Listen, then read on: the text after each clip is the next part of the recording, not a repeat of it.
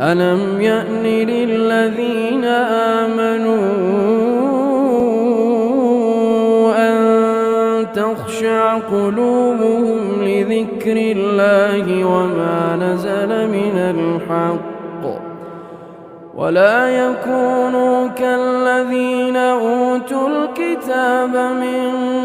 قبل فطال عليهم الأمد فقست قلوبهم وكثير منهم فاسقون اعلموا أن